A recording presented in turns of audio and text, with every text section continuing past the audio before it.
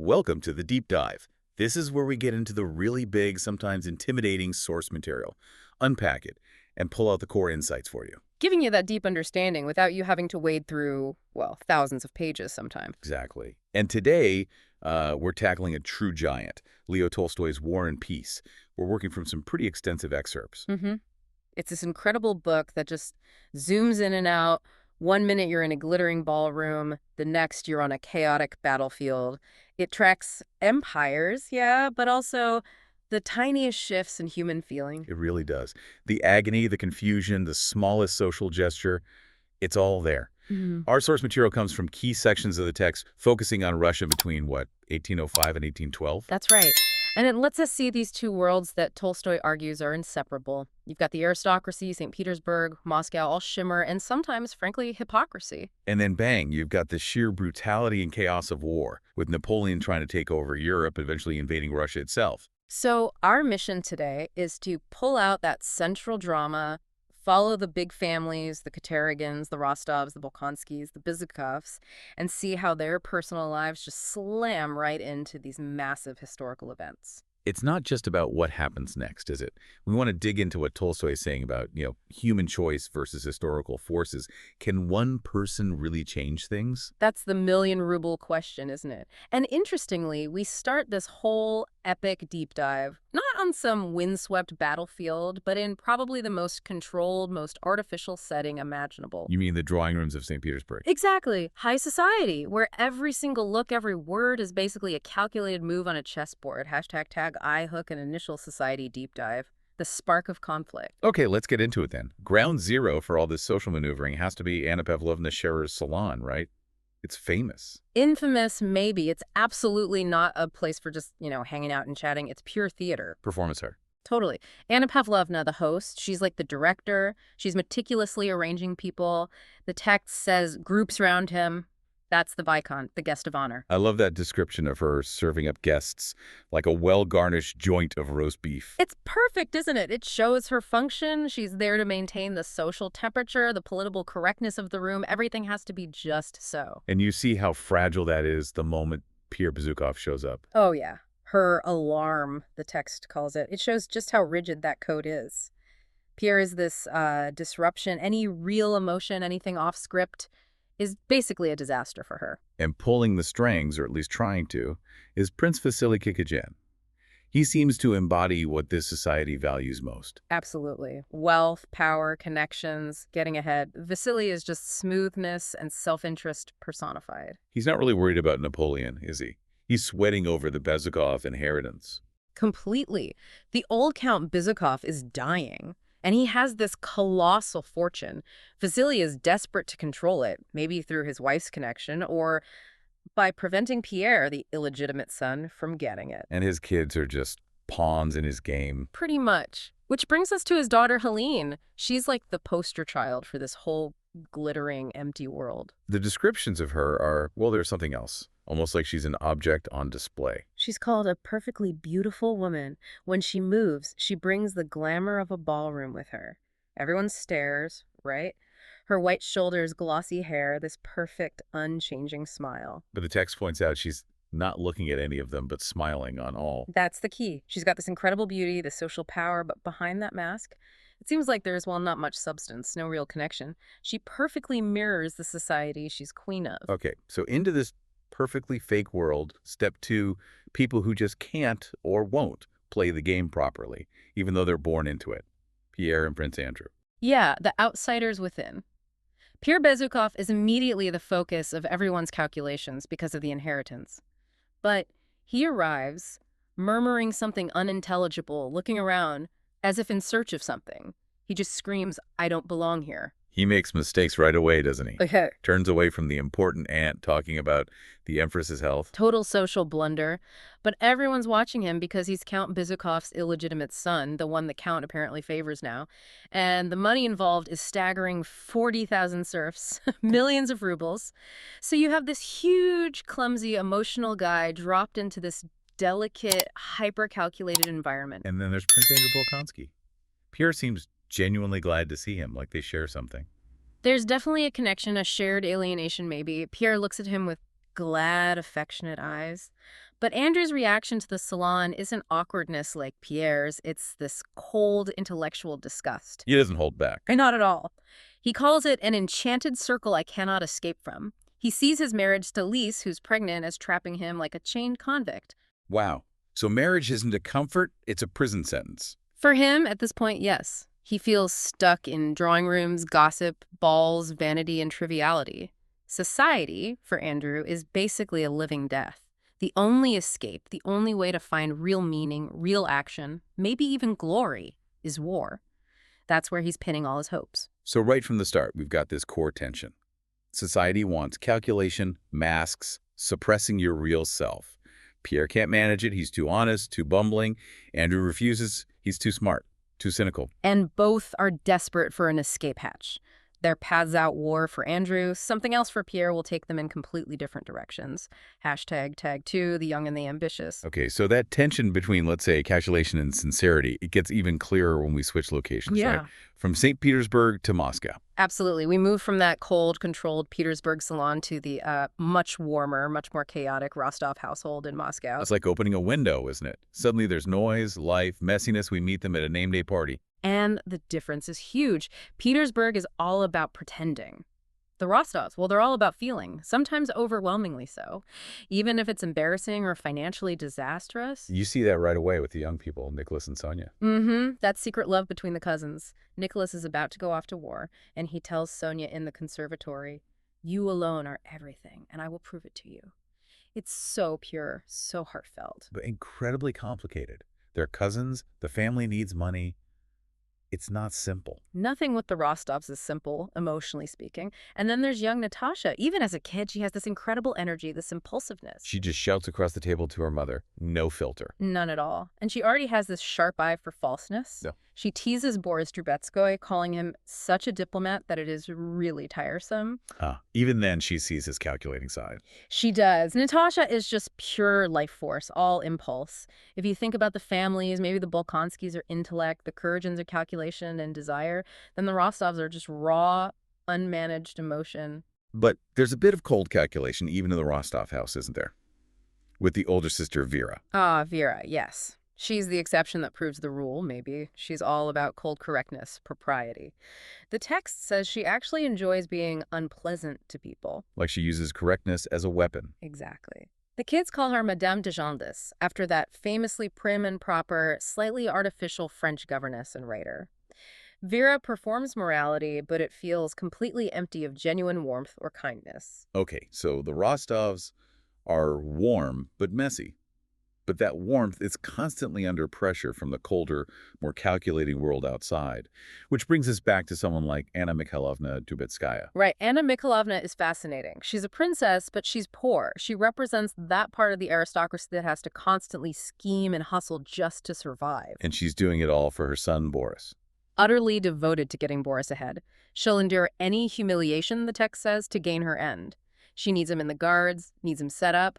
We see her charming Prince Vasily to get his help. And then immediately pivots to the dying Count Bezukov's house. Doesn't miss a beat. She rushes over there, hoping to get Boris some favor, maybe even a piece of that enormous inheritance.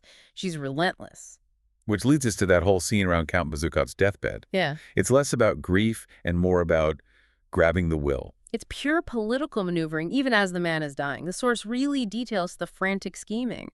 Prince Vasily is legally next in line through his wife, right? Right.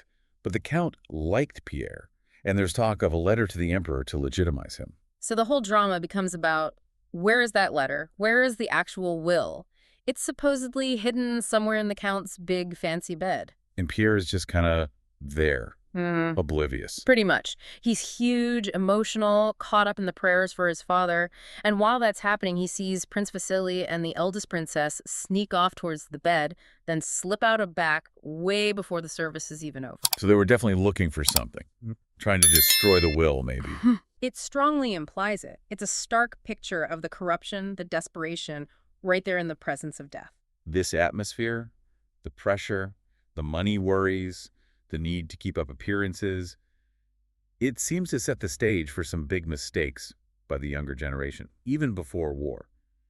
Nicholas Rostov's gambling disaster comes to mind. Oh, that's a brutal scene. Nicholas is already feeling the financial strain his father's And expectations. he gets sucked into this high-stakes card game with Dolokhov. Yeah, Dolokhov, remember him? He was involved in that wild stunt with Pierre, tying a policeman to a bear. He's known for being cold, ruthless. So Nicholas bets big, 800 rubles, then chickens out and changes it to 20. Right. But Dolokhov just looks at him, raises an eyebrow, basically dares him to stick with the big bet. And Nicholas, feeling his honor is on the line. He does it. He throws down that 7 of hearts, the one with the torn corner he remembers so vividly, and boom, he loses. Not just the 800, but 1,600 rubles in total. Devastating, especially since he promised his father. Exactly. The debt is crushing. But the shame, the breaking of his word, the failure to live up to that code of honor, it's almost worse for him. And that code of honor in the military is really complicated, isn't it? We see that later when Nicholas gets told off for accusing another officer, Telyanin, of theft. That's a really interesting moment. Nicholas thinks he's doing the right thing, exposing a thief. But his captain basically says, you messed up. He does. The captain explains that by accusing Telyanin publicly before talking to his comrades, Nicholas brought disgrace on the whole Pavlograd regiment. So the regiment's reputation matters more than the actual theft. In this context, yes. The captain says, you ought to have thought the matter over and taken advice. He reveals the colonel even called Nicholas a liar to protect the regiment from a scandal to avoid having the officer tried. Wow. So military honor is about collective image, loyalty, maybe even covering things up, not just individual truth. It seems so. It's about performance, maintaining the spotless reputation of the unit. It's another system, like the drawing room, with its own strict, unwritten rules. So these young men, they're carrying all this baggage, family expectations, financial stress, these complex codes of honor, right onto the road to war in 1805. And for some, like Prince Andrew, war isn't just duty. It's seen as the only possible escape. Yeah, for Andrew, war seems like his big chance, doesn't it? A chance for glory, meaning, and definitely an escape from his wife Lise and that stifling society. He practically runs towards it. He wants his Toulon moment, like Napoleon's early triumph. He even admits, I am now going to the war, and I know nothing, and am fit for nothing. There's a kind of brutal honesty there, but he still feels that joyful agitation, right? Even after hearing about the Austrian defeat under General Mack. He still believes in the romantic ideal that one great man, through courage and genius, can shape history. He wants to be that man. But even as he leaves, his farewell with his father, the old Prince Bolkonsky, kind of punctures that idealism a bit. Oh, the old prince is brilliant. He's eccentric, demanding, utterly dismissive of the current military leadership. He calls them mere babies. He scoffs at Napoleon too, doesn't he? Calls him an insignificant little Frenchie. He does. He's convinced this isn't real war, but only a sort of puppet show. He constantly compares the current generals unfavorably to the old masters like Potemkin and Suvorov. It shows Andrew comes from this tradition of deep skepticism about authority, even as he's rushing to join it. So Andrew heads off seeking glory in the greatest war, but what he finds immediately is chaos, confusion. Total chaos. The reality on the ground for the Russian army under Kutuzov is dire. They've got about 35,000 men. Napoleon's chasing them with 100,000. After the Austrians lost at Ulm. Right. So the Russians are retreating fast. They're short on supplies, exhausted. Their only goal, their absolute must, is to retreat and link up with Russian reinforcements. Survival, not glory, is the name of the game. And the commander, Kutuzov, he's not exactly the heroic figure Andrew might have imagined. Not at all. Kutuzov is old, slow, overweight, seemingly indifferent sometimes, but Tolstoy presents his genius as being precisely in that slowness, that caution. He ignores the Austrian high command, the Hofkriegsrath. Pretty much. They want fancy offensives, but Kutuzov knows his troops need saving. When they pressure him, the text says he just muttered in the midst of a yawn. Huh. That's brilliant. So his strength is knowing when not to fight. Exactly. Knowing when to retreat, conserve, wait. It's a harsh lesson for the ambitious young officers like Andrew who want action now. But Kutuzov's focus is purely on preserving the army. And the retreat itself sounds horrific. It's described as disorderly flight. Roads choked with carts, cannons, horses, 3 and sometimes 4 abreast.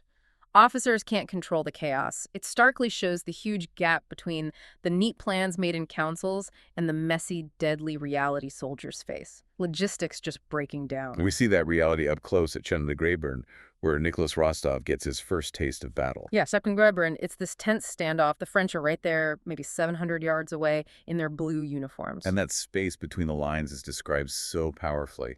Stern, threatening, inaccessible, and intangible. It's this terrifying, abstract boundary. Nicholas is there trying to hold his nerve, facing this unseen but deeply felt menace. It's a psychological battle as much as anything. And amidst all that fear and tension, we meet a quiet kind of hero, Captain Tushin. Ah, Tushin, the little round-shouldered artillery captain. He commands the key battery on the high ground. He's not glamorous. He's not seeking attention. But he's incredibly effective. Absolutely. He shows amazing courage and endurance under fire, just quietly doing his job, connecting with his men. He's a total contrast to the ambitious, glory-seeking officers. But the real climax of this part of the war story, at least in terms of ambition, belongs to Prince Andrew. He's still chasing that heroic moment. He really is. At Schön-Grabern, and then later leading into Austerlitz, he sees his chance. The troops are wavering. He grabs the standard, the flag, and runs forward. He's convinced this is it, his moment to be the hero, to turn the tide through sheer will. Pure romantic heroism. That's the vision. But Tolstoy immediately slams that vision against the grotesque reality of actual fighting. The detail about the mop is unforgettable. Right. Andrew's running forward, expecting glory. And what does he see? A Russian gunner and a French soldier literally fighting over a cleaning mop. It's absurd, ugly, completely stripped of grandeur. And then at Austerlitz, he gets his heroic moment, sort of. She's wounded, falls with the standard. Left for dead. And Napoleon himself rides by, sees him, and famously remarks, "That's a fine death." On the surface, Andrew achieved the glorious end he seemed to want. But the real revelation comes after that, doesn't it? Lying there, looking up. That's the absolute turning point for him. He's wounded, maybe dying, and he looks up at the remote, lofty, and everlasting sky. Infinite, silent, eternal. And Napoleon, the great man. Suddenly seems utterly trivial. Andrew sees him standing there and thinks he's such a small, insignificant creature compared to the vastness above and the reality of life and death he's experiencing. So that pursuit of glory, ambition, worldly success, it all just crumbles. Completely. It's a profound spiritual insight. He realizes that all the things he valued, fame, historical impact, Napoleon's greatness, are just vanity. True meaning lies somewhere else entirely, somewhere beyond the ego, beyond human striving. The war that was meant to be his escape from triviality becomes the ultimate symbol of triviality. #5. Grand schemes and personal ruin. That moment for Andrew on the battlefield, that huge internal shift, it sets up a really interesting parallel with Pierre's transformation back in civilian life, doesn't it? He's dealing with a different kind of chaos, sudden, immense wealth. Yeah, it's a perfect contrast. Andrew finds insight through near death and the failure of ambition. Pierre finds, well, mostly confusion when he suddenly becomes Count Bezikov. He inherits everything, the 40,000 serfs and millions of rubles. But instead of feeling liberated, he feels crushed. Totally overwhelmed. The source material describes him buried under paperwork, petitioners constantly flattering him. "With your excellent heart, you are yourself so honorable, Count." He feels like he can only be alone in bed. So wealth isn't freedom, it's another kind of prison. Like Andrew felt trapped in society. Exactly. It's this burden of responsibility and expectation he's completely unprepared for, which naturally leads him to search for some kind of meaning, some system to make sense of it all. And that leads him to Freemasonry. Right. He has this encounter with an older Mason in Torzhok who really challenges him, asks him basically, what have you actually done with your life, with all these gifts? Tells him to look inward, not outward. Mm-hmm. Seek blessedness, not in passion, but in your own heart. The ideals of Freemasonry brotherhood, equality, self-improvement, a kind of spiritual path outside the state church really appeal to Pierre's searching emotional nature. The initiation ceremony sounds incredibly elaborate and symbolic. Oh, it's very detailed. Blindfold, secret passages, kneeling, the whole 9 yards. He gets the Masonic tools, the apron, the trowel, symbolizing the work he needs to do on himself and others. But there's that bit with the gloves, Mm-hmm. particularly the woman's gloves. That seems important. Hugely important, especially given what happens next. The Grand Master gives him 3 pairs and explains the woman's pair is a pledge of your purity of heart to her whom you select to be your worthy helpmeet in Masonry, a spiritual partner. And there's a warning attached. A very stern one. But beware, dear brother, that these gloves do not deck hands that are unclean. It's a direct command. His spiritual journey requires purity in his personal relationships, especially his choice of wife. which, of course, he immediately ignores by marrying Helene Kuragina. Almost comical if it weren't so tragic. Right after making this solemn vow about purity, he falls straight into the most calculated, superficial marriage imaginable. Helene is the absolute embodiment of unclean hands in a spiritual sense. And he knows it's a bad idea, doesn't he? He thinks marrying her would be a calamity. He does. But he just drifts into it. Prince Vasily, Helene's father, is the master manipulator here. How does he pull it off? Relentless social pressure, basically. Pierre admits he hasn't left their house. He feels like everyone just assumes they're getting married. Vasily keeps inviting him, keeps him close, makes it seem inevitable. Pierre just doesn't have the willpower to resist the social current. He's trapped by inertia. But when the marriage inevitably falls apart, Pierre finally shows some backbone when he confronts Vasily about the separation. That's a key moment for him. Vasily tries his usual smooth talk, appealing to appearances, the eyes of society, and even of the court. But Pierre isn't having it this time. No. He erupts. The text says he gets this fury that made him like his father. He just tells Vasily, go, please go. It's maybe the first time he really asserts himself as Count Bezukhov, rejecting the social games. It's raw, not calculated, but it's his decision. Okay, so while Pierre is wrestling with money, masonry, and marriage, Andrew comes back from the war. He survived Austerlitz, and he seems completely changed. He really does. Pierre notices it immediately. Andrew is described as quite a new man. He's making plans, he's engaged with life again, he seems lighter. What caused the change? Is it just surviving or something more? Surviving is part of it, but the source links his renewal directly to his connection with the Rostovs, specifically his love for Natasha. He's shed that heavy cynicism. He tells Pierre he loves Natasha, and he's actually willing to defy his father to marry her. The man who saw marriage as a chain is now embracing it. But his father, the old prince, isn't making it easy. Not at all. The old prince is still as controlling and eccentric as ever. He doesn't outright forbid the marriage, which is maybe surprising. But he throws up a major roadblock. A huge one. He demands a year's delay. Andrew has to go abroad for a year.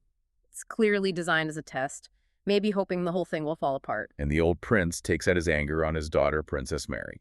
Terribly. He becomes even more difficult with her, associates more with Mademoiselle Bourrienne, that French companion, even teasing Mary about possibly marrying Bourrienne himself. It's cruel psychological pressure. That year of separation proves to be absolutely disastrous for Natasha.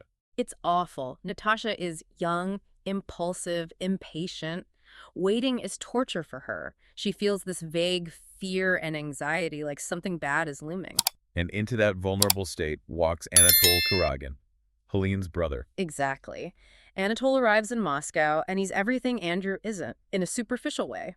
He's handsome, charming, carries himself with this imperturbable self-possession, even though he's known for being a total rake parties with gypsies, actresses. I got that Kuragin confidence, that lack of conscience. Precisely. And what makes his pursuit of Natasha so predatory is that he's already secretly married. We learn about that later, right? A secret marriage in Poland. Yes, to a Polish landowner's daughter a couple of years earlier. He basically paid her off and abandoned her. So his charming pursuit of Natasha is pure deception, just for his own gratification. And Dolokhov helps him plan an elopement. The logistics sound pretty cold-blooded. Dolokhov again. He helps Anatole arrange everything, finds a dodgy priest willing to perform a fake ceremony, gets a passport. The Kuragins and their associates are chillingly practical when it comes to deceit. But the whole disastrous plan is foiled, ironically, by Sonia. Yes, Sonia, the quiet cousin, the poor relation who always seems to be sacrificing herself.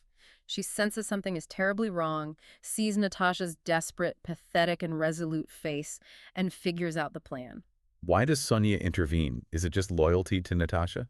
It's complicated. The source suggests it's partly loyalty, yes, preventing a huge family disgrace, but there's also this undercurrent of bitterness.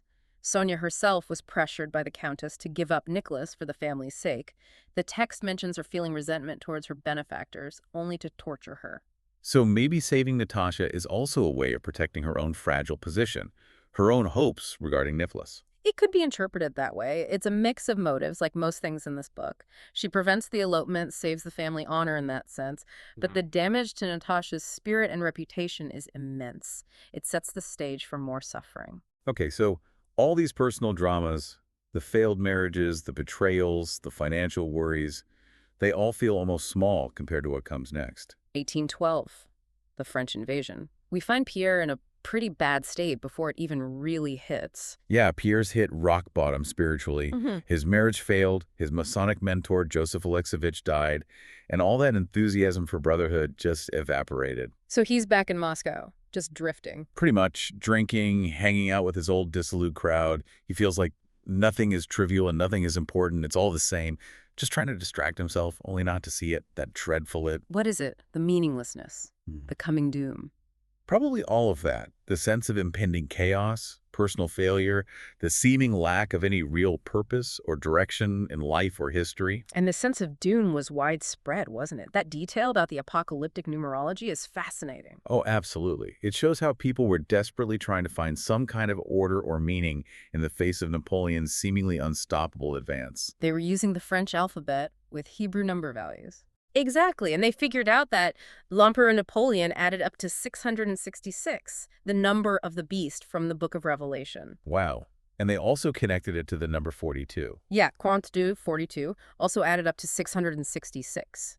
And since Napoleon turned 42 in 1812, people thought, well, this must be the year his power ends, according to prophecy. Incredible. And Pierre gets obsessed with this too. He does. He starts trying the system on other names, l'Empereur Alexandre, the Russian Tsar, La Nation Russe, looking for a countercode, some sign that Russia will prevail. It's this almost superstitious attempt to find divine logic in the chaos. Shows how desperate people were. Meanwhile, Andrew is back in the army getting ready for the decisive battle of Borodino. But his whole perspective on war has changed since Austerlitz, right? He's not chasing glory anymore. Not at all. He operates with this cold, hard realism now. He completely dismisses the idea of a science of war. What does he think decides battles then? He thinks it's countless unpredictable factors, human elements. Is there morale? Is there a brave and jolly lad who shouts, hurrah, at the right moment? He listens to the generals debating strategy at the Council of War and thinks it's amazing at what they were saying, completely disconnected from the reality the soldiers will face. And Pierre actually goes out to watch the battle in his civilian clothes. Yeah, it's a strange impulse. He seems to be searching for something authentic, something real, maybe the intense experience he couldn't find in society or masonry. Does he find it? He has this brief moment of connection. He gets sort of adopted into an artillery battery's family circle by this friendly, red-faced man. He finds a kind of camaraderie among the ordinary soldiers facing death, where all the social pretense just melts away. And the battle itself, Borodino, Tolstoy, uses it to make a huge point about command in history, doesn't it? Oh, massively. It's central to his philosophy. He argues that Napoleon, despite being there giving orders, isn't actually controlling the battle. How can that be? Tolstoy says Napoleon's orders often arrive too late, or they aren't fully carried out, or they were already happening anyway.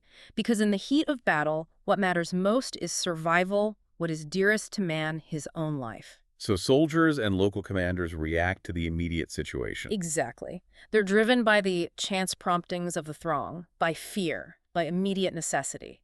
The generals galloping around with their grand plans. Tolstoy says they did little harm. The real damage comes from the bullets and cannonballs. Precisely. It's physics and mass psychology, not genius strategy, that dictates the flow. Napoleon only appears to be in control. The battle happens independently of him, driven by the collective actions and fears of hundreds of thousands. It's a chaotic, grinding horror that the Russians endure, which leads to staggering losses on both sides. And after this horrific, inconclusive battle, Kutuzov makes the decision to abandon Moscow. The famous council at Philly, Kutuzov decides they have to retreat and give up the holy city to save the army itself. Was it really a choice at that point? Tolstoy argues it wasn't really a free choice. It was the inevitable consequence of everything that had happened before failures earlier in the campaign. The retreat from Smolensk, the devastating losses at Borodino.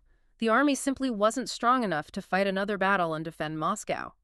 Kutuzov accepts the terrible necessity. But the governor-general of Moscow, Count Rostopchin, he doesn't accept it gracefully. Not at all. Rostopchin is this fiery, patriotic, slightly theatrical figure. He's furious he wasn't consulted, furious that his role as Moscow's defender is collapsing. He feels humiliated. And he needs someone to blame. Desperately, he turns to the mobs in the street, the dregs of the people, trying to whip up fury against supposed traitors.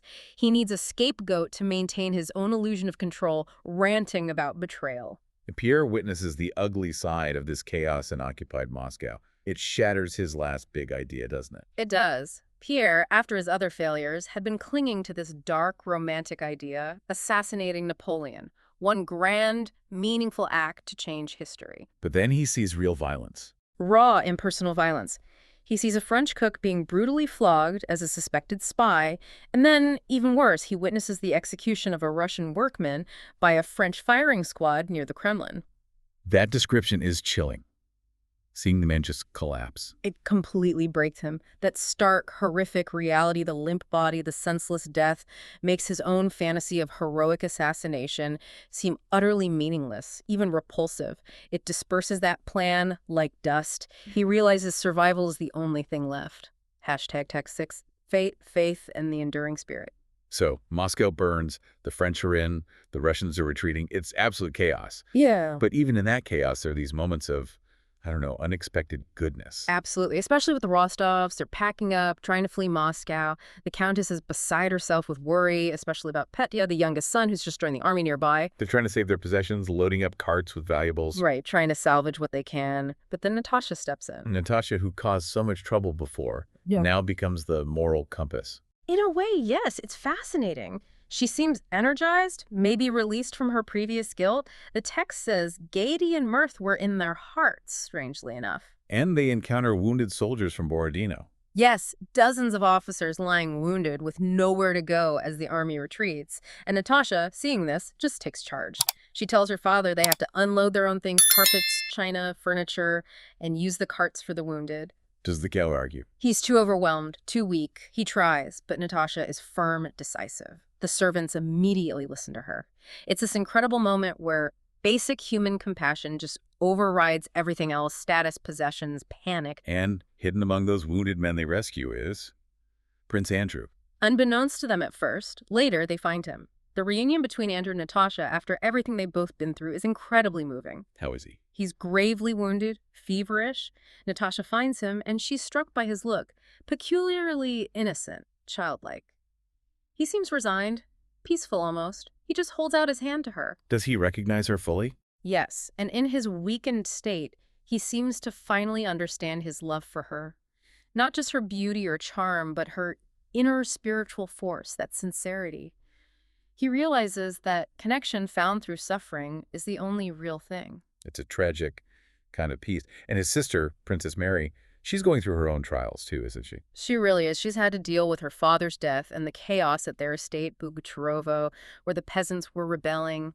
They even tied up the steward. But she finds strength through it all. She does. Despite her deep religious faith, she still holds on to a quiet hope for personal happiness, for earthly love. And she's the one who's with Andrew at the very end. She provides that comfort, shares his last moments, finds a kind of release in her own grief, repeating his final word to her, dearest.